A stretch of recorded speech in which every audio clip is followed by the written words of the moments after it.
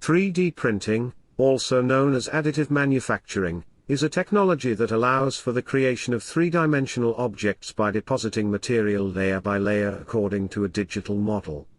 The process typically starts with the creation of a digital blueprint, often using computer-aided design, CAD, software or 3D scanning technologies.